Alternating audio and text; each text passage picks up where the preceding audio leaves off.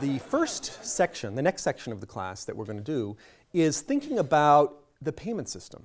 Okay, banking as a system of payments, and central banking as a clearinghouse. Okay, so it's a pretty it's an unusual approach to beginning thinking about banking, but I found that it really helps to build intuition for later on in the course, and in particular, it helps to explain why the Fed funds market is such a key place, and also what's going on in the repo market. And so it helps to introduce some of the main monetary instruments and the euro dollar market as well. So that's what we're going to use it for.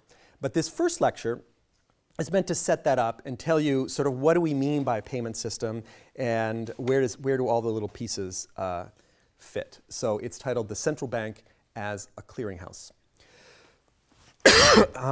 So one big picture idea is to think of all of the institutions in the monetary system, in the credit system, as all of the different instruments, all the different practices, as an attempt, worked out over eons, okay, to make the system work as if it were one big bank instead of a bunch of little banks. Okay, so let's start by just thinking of it, how payments would work if in fact it were one big bank, and then see how the mechanisms make it work as if it were one big bank, even though it's not. Okay, so one big bank, by one big bank, we might mean two different things. Okay, one idea, two different things. Remember, this is basically building on last time. I talked about the difference between a sort of money system, discipline system, and a credit system, the elasticity system. So one idea of a one big bank is that you have a bank that has as assets, it's holding reserves. Okay, say maybe gold, just all gold. And then it has these deposits on the liability side from, let's say, two different people, so that we have something where we can make a payment, person alpha and person beta, okay?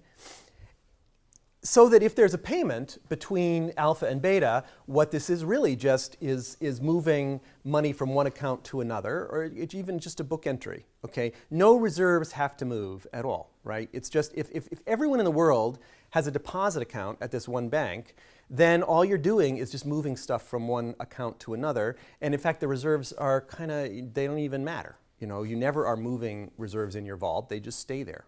Okay.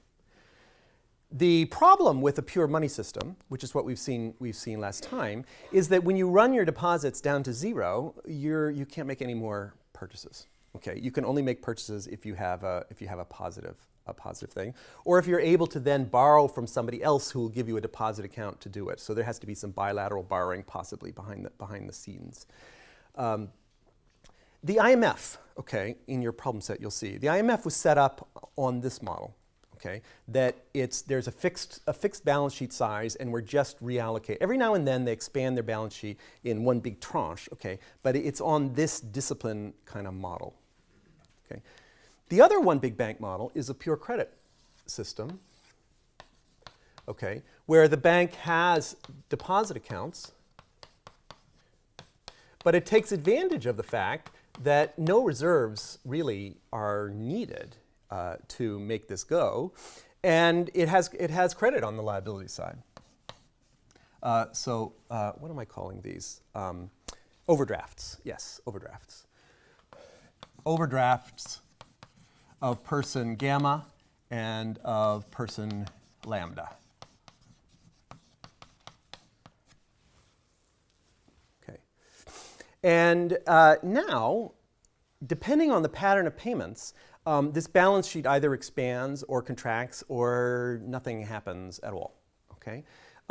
So just to see that, think about a matrix showing all the possible patterns of payment from alpha, beta, gamma, lambda to alpha, beta, gamma, lambda.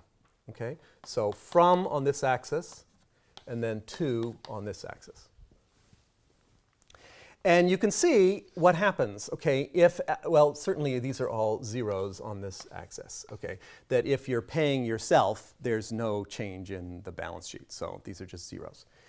If alpha is paying beta, okay, that's also, there's no expansion of the balance sheet or contraction of the balance sheet. What we're trying to look at here is there a change in the aggregate money supply or in the size of the balance sheet, depending on the pattern of payments?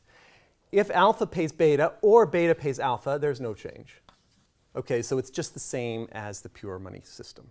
And of course, the same is true of these people over here. Okay, these people with overdrafts. If somebody with an overdraft pays somebody with an overdraft, okay, one of those overdrafts gets bigger and one of those overdrafts gets smaller. Okay, so, but overall, total overdrafts stay the same. So again, we have 0 blocks here. Okay? Where there's an expansion of credit happens when somebody on one side pays somebody on the other side. Okay? So just think about this.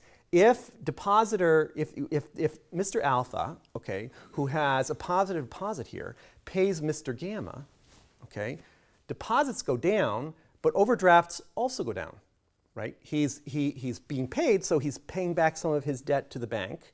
Okay, so both of these go down. So if alpha is paying gamma, the money supply contracts, or rather the measured size of the balance sheet, if we think of that.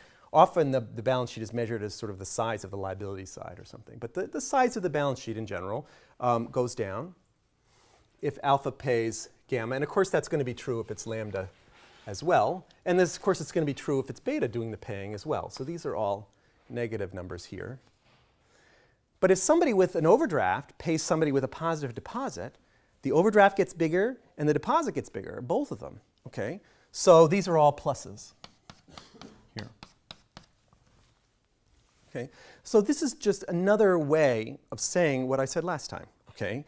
But now with sort of balance sheets and concrete payments and more people and stuff like that, so that you can nail this a little more. Okay? So the one big bank idea, okay, is that you want to have a system where mutually beneficial trades can happen. People who want to buy from each other, and if there's a willing buyer and a willing seller, the payment system shouldn't stand in the way. Okay? And you can see that in that regard, the credit payment system is more flexible. Okay? It can do everything that the money payment system did, right? Which is sort of up here, okay?